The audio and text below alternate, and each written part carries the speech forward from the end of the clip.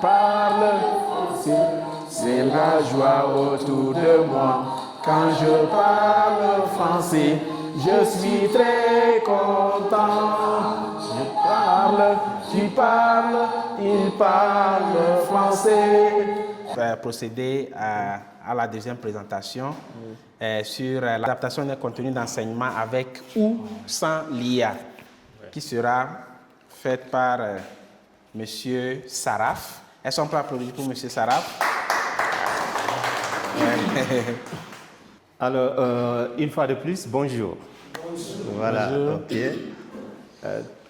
Je pense que c'est très difficile de passer après mon collègue Amadou, qui est très éloquent, qui a pu même toucher certaines des parties que je devais présenter. Mais je pense que l'idée ici, ce n'est pas d'aller trop loin, mais l'idée, c'est de faire découvrir et de partager entre nous. C'est bon? Oui. Alors moi, je vais toucher une partie sans doute qui n'est pas nouvelle pour vous. C'est juste pour montrer l'expérience, la petite expérience que moi j'ai par rapport à ça. Il s'agit des fiches pédagogiques. Ce n'est pas nouveau parce que chaque professeur, qui dit professeur, dit plan de cours, fiche pédagogique. Et maintenant, le problème, c'est la façon d'aborder les fiches pédagogiques, c'est ce qui nous fatigue parfois. Puisque, il a tout dit, notre objectif ici, c'est d'avoir un résultat. Et pour avoir ce résultat, il faut être un artiste. L'enseignant, c'est un artiste, il fait de l'art. Donc, si tu n'es pas artiste, ce n'est pas facile de convaincre même les enfants. OK. Alors, les fiches pédagogiques, je vais essayer de parler de 2 points de façon résumée, de façon rapide. Il s'agit de comment concevoir une fiche pédagogique, bien sûr en FLE. Comment est-ce qu'il faut concevoir une fiche pédagogique et aussi comment adapter les fiches, notre fiche pédagogique au contenu proposé par le REB. Parce que depuis que je suis là, je ne suis pas le seul à faire cette remarque. Il y a une grande difficulté par rapport au niveau académique des élèves et au niveau de langue des élèves. Il y a 2 choses différentes. Il ne faut pas confondre niveau académique et niveau de langue. Parce que le niveau académique, c'est par exemple quelqu'un qui est au S6, par exemple. Ça, c'est son niveau. Il est en 6e. Mais est-ce que c'est son niveau de langue, c'est ça? Les programmes du REP sont conçus en fonction du niveau académique. Et le niveau de langue de nos apprenants, c'est le contraire. Donc, dans ce cas, pour avoir un résultat, il faut travailler sur les fiches pédagogiques. Alors, lorsqu'on parle d'adapter les contenus, cela ne signifie pas de jeter le programme du REB, de mettre ça à côté et inventer un programme. Non. Le programme du REB, c'est un bon programme. Sauf que c'est à nous d'adapter au niveau des apprenants. Donc, c'est ce qu'on va voir aujourd'hui, tout à l'heure. Alors, tout simplement, j'ai essayé de faire une petite introduction. Voilà. D'abord, les programmes du REP sont exigeants et normatifs. Qu'est-ce qu'on veut dire par là? On ne peut pas faire autre chose que le REP a demandé. Parce que dans les examens, c'est ce qui est demandé. Il faut absolument présenter des candidats pour aborder ce que... Vous voyez? Alors, les classes sont hétérogènes. Vous avez constaté, je pense, mieux que moi, dans les classes, il y a des niveaux linguistiques différents. Il y en a qui se débrouillent, il y en a qui sont en bas. Donc, vous voyez, ce sont des défis du professeur, de l'enseignant. Et nous avons des effectifs aussi. On peut voir dans une classe une classe pléthorique, beaucoup d'élèves. Et il y a un problème de ressources. Moi, ma petite expérience, dans les écoles, il fut un moment dans une classe, j'ai eu tellement, en 40 minutes, avec mon binôme, il fallait courir, trouver 50 livres pour 60 élèves. Vous voyez tout ça là? Et avant de finir de partager les livres, déjà le temps s'est écoulé. Donc, on a beaucoup de défis. Alors, la fiche pédagogique, quant à elle, est un outil de médiation pédagogique, c'est-à-dire un outil qui permet de faciliter la compréhension. Alors, c'est obligatoire qu'on travaille sur la fiche pédagogique. Alors, qu'est-ce qu'on peut retenir dans ça? Que lorsque la fiche pédagogique est bien élaborée, il transforme le programme officiel du REB en un apprentissage réel. Donc, allons-y directement à la définition, parce que je sais que vous connaissez déjà, mais c'est juste pour ajouter un peu. C'est un outil de planification, comme vous le savez. C'est aussi un guide pour l'enseignant. Sinon, si je vais en classe comme ça, à main levée, ou bien comme ça, ou bien je viens, j'invente, finalement, je ne serai pas cohérent. Il faut un outil qui me permet de suivre une séquence, qui me permet de organiser les connaissances. Donc, c'est un outil de cohérence entre objectifs, activité et évaluation, bien sûr. C'est bon? Alors, normalement, les différents types de fiches pédagogiques qu'on peut avoir dans les conditions normales, on peut avoir une fiche de leçon. Quelle est sa finalité? C'est de conduire une séance précise. Par exemple, dans une unité, nous avons dans un contexte, nous avons des unités. Et dans les unités, nous avons des leçons. Donc, une fiche pédagogique peut nous permettre de conduire une séance pédagogique. Juste une séance, pas tout le contexte. OK? On peut avoir une fiche séquence. On peut concevoir aussi une fiche séquence. Ça nous permet d'organiser plusieurs séances. Si par exemple, je veux organiser mes cours par semaine ou par mois, je peux concevoir une fiche séquence. Nous avons aussi la fiche de rémédiation, là où il y a les corrigés des activités, puisque M. Amadou vous a montré déjà les deux fiches dont on va parler suffisamment, fiche apprenant et fiche enseignant. Donc il y a les corrigés des difficultés. Il y a une fiche évaluation qui nous permet aussi de vérifier les acquis. Voilà, les acquis des apprenants ou des élèves qu'on a enseignés.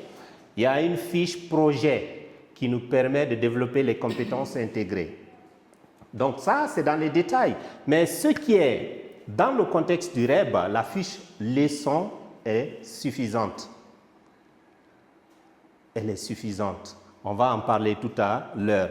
Et voici la différence entre ces deux fiches, fiche enseignant et fiche élève. Donc la fiche enseignant, c'est un outil de préparation et de pilotage. C'est ça. Ça te permet de connaître les étapes. Quand je dis ça, quand je fais ça avec les élèves, et après, je passe à l'étape là. Et quand je finis, je passe à ça. C'est ça le rôle de la fiche enseignant. Alors que la fiche élève, c'est un outil d'apprentissage. Parce que quand vous avez la fiche, si les élèves n'ont pas la fiche apprenant, quel est leur support alors? Rien. Ils se retrouvent sur le pyramide de Amadou, ils se retrouvent sur les 5%. Passif, juste s'asseoir, écouter. Alors que dans l'enseignement, l'interaction est obligatoire. Le maître n'est pas détenteur du savoir, ce n'est pas lui seul qui doit parler. D'autant plus que nous sommes dans une classe de FLE où on apprend aux gens de parler. Si tu parles les gros mots du monde et que les élèves ne comprennent pas, c'est zéro. Il n'y a pas de résultat. Pas de résultat. En principe, c'est conseillé que l'enseignant parle moins et que l'élève parle plus. Parce que c'est lui qui en a besoin, ce n'est pas toi. C'est là où se joue maintenant le rôle de l'artiste.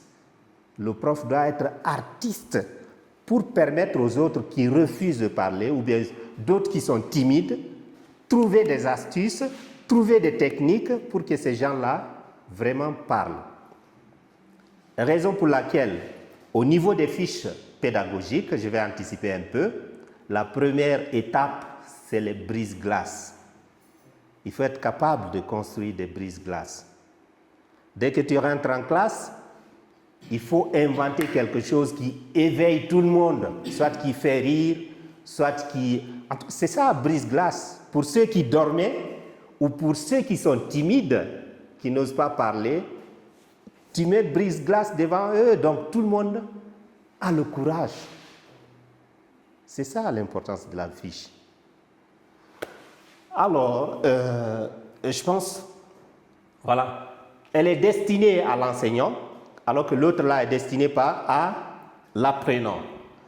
La fiche enseignant contient des objectifs, méthodes, étapes et évaluations, alors que la fiche élève contient des contenus, consignes et exercices.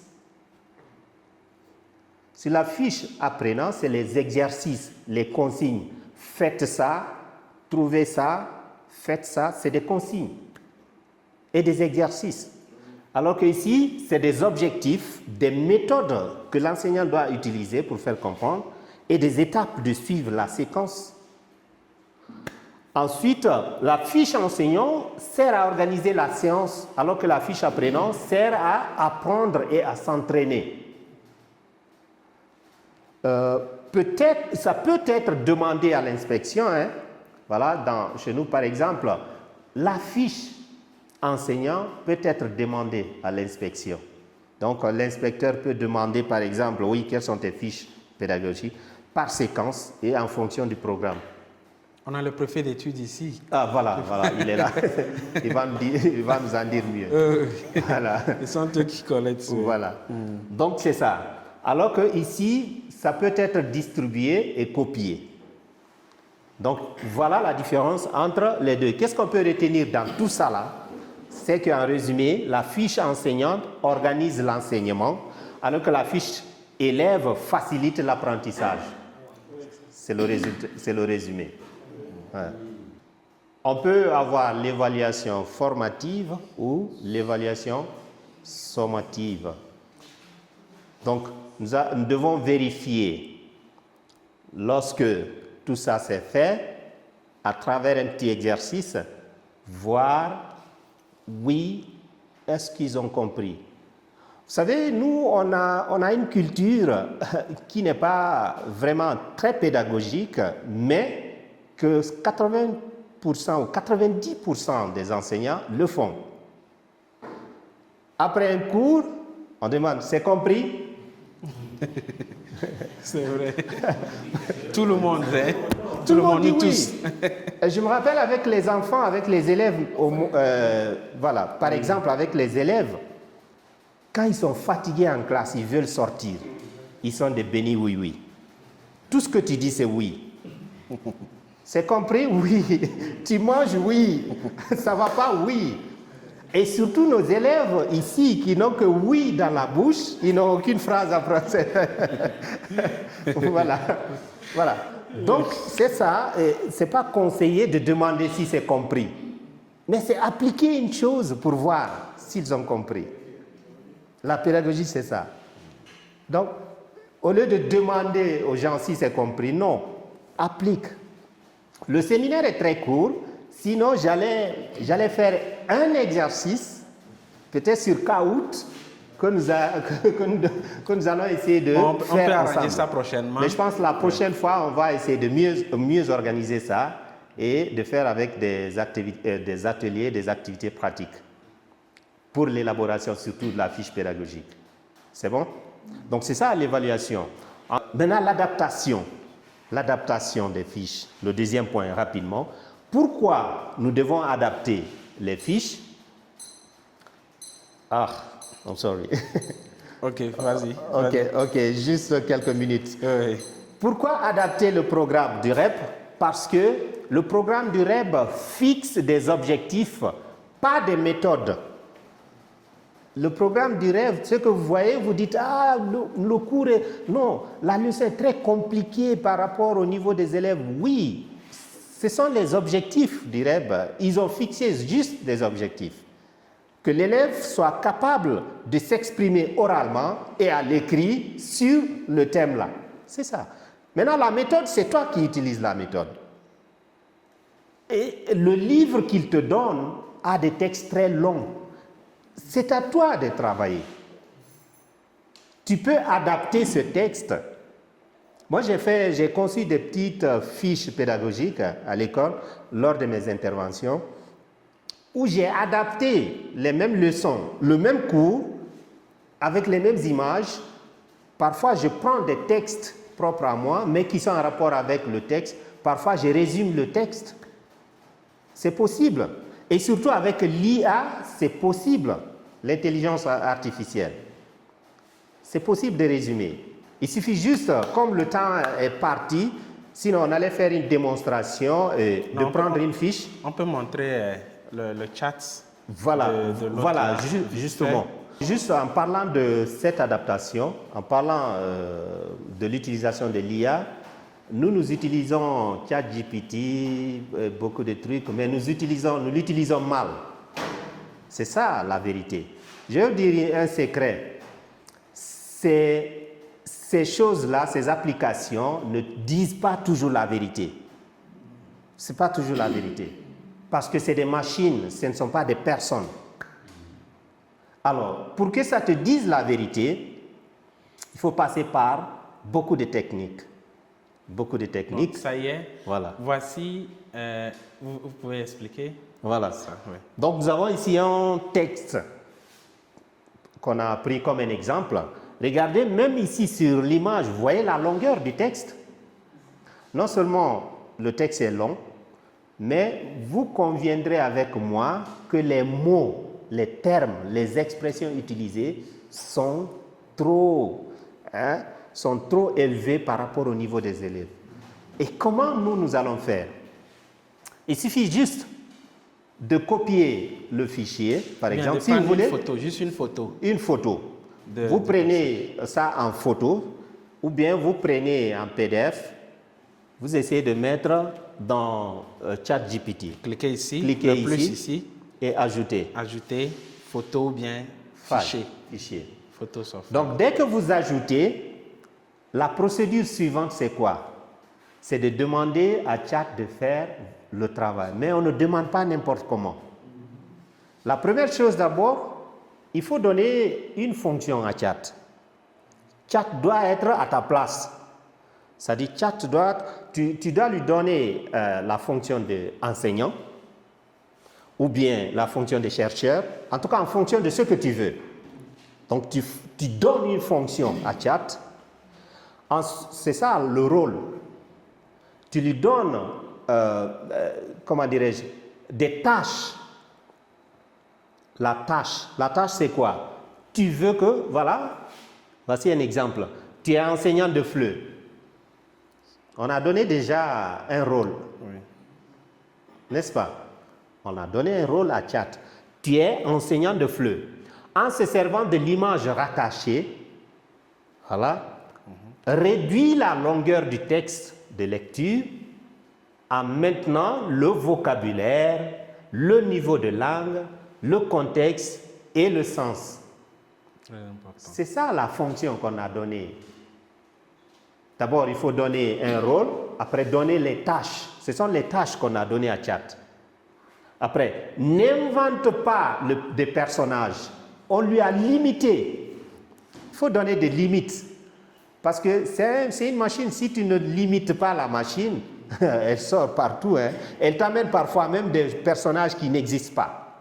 Même dans le test, Oui. qui n'existe pas. Même Il n'y dans a le pas texte. Wimana, mais ça va mettre Wimana. Voilà. Donc, il faut limiter. Voilà. Très important. Donc, n'invente pas de personnages ou contexte qui ne figure pas dans le texte original. C'est comme ça qu'il faut travailler. Mais lorsque vous allez dans le chat, vous dites seulement traduit. Il va te donner beaucoup de trucs et puis très, très bien organisé. Si tu n'es pas intelligent, tu vas penser que c'est ça, c'est réel. Et voici quand on a fait, voici le texte que ça donne. Et ça a pris 34 secondes pour faire le travail. Oui. Juste 34 secondes. Ce que vous pouvez prendre 1 heure, 2 heures, 3 heures pour faire. Ouais. Ça a pris 34 secondes 34 et vous avez secondes. déjà votre test réduit au niveau des apprenants. Donc le test, l'accident, pendant les vacances, Marie est allée à Boutaré pour aider sa tante qui va nani nana. Et vous voyez la longueur du test et vous pouvez aboutir aux mêmes objectifs comme il a dit. Exactement. Donc si le REB te donne un programme sur le présent de l'indicatif, il ne te demande pas d'aller au tableau, conjuguer seulement des verbes et les élèves répètent. Non, il faut appliquer l'approche actionnelle, donner des tâches pour que l'élève soit capable de faire exécuter une chose. C'est ça l'idée. C'est ça. Ça, on aura le temps. Maintenant, quelques conseils pratiques que je vais donner. Il faut toujours partir du niveau réel des élèves. Voilà. Quand vous connaissez mieux vos élèves, chacun a une classe, chacun connaît. Donc, il faut partir du niveau réel des élèves. Tu ne vas pas abandonner le programme du REB, mais il faut partir à partir du niveau réel. Ensuite, il faut savoir qu'une fiche, c'est quoi? C'est un objectif clair. Si l'objectif n'est pas clair, je vais vous donner un exemple, même Google. Quand vous tapez une recherche sur Google, si votre question n'est pas claire, vous aurez des réponses n'importe comment. Dans tout travail, il faut des objectifs clairs, il faut préciser. Donc c'est ça. Ensuite, j'ai perdu. Non. Prévoir une rémédiation, c'est-à-dire prévoir lorsqu'il y a des erreurs, lorsqu'il y a des lacunes, des problèmes, prévoir un système pour faciliter la compréhension. C'est bon? Sur la fiche. Mutualiser les fiches entre collègues, c'est ce que je n'ai pas remarqué, malheureusement. Les collègues ne travaillent pas très souvent en... Regarde, nul n'est parfait. C'est en partageant que chacun gagne une expérience. C'est pourquoi dans nos pays, il y a ce qu'on appelle des coordinations de langue. Donc, par exemple, il y a une coordination de français, donc ils travaillent périodiquement, ils mutualisent leurs connaissances, ils se partagent des expériences. C'est ça. Oui. Voilà. Donc, je pense que c'est la fin. Ensuite, adapter sans supprimer. Voilà. Si on dit d'adapter le programme du REB, ce n'est pas pour supprimer, éliminer, non. C'est adapter comme il faut. Okay. Voilà, et je pense, comme on n'a plus de temps, oui, on aura beaucoup plus de temps d'en parler dans les prochaines séances. Ça va être partagé aussi. Oui, exactement, exactement. Nous allons essayer de prendre la peine de partager dans nos différents groupes comme support pour que vous puissiez lire au moins et avoir quelques informations aussi. Si vous aussi vous avez des expériences, vous avez des trucs comme ça, vous pouvez partager en échange et nous aussi on lit et on essaie de partager. C'est un espace de partage, pas d'enseignement réel en son proprement dit. C'est bon? Oui. Merci beaucoup. à tout le monde. Merci. Monsieur Saraf. Merci beaucoup, Monsieur Saraf, pour cette belle intervention. Merci.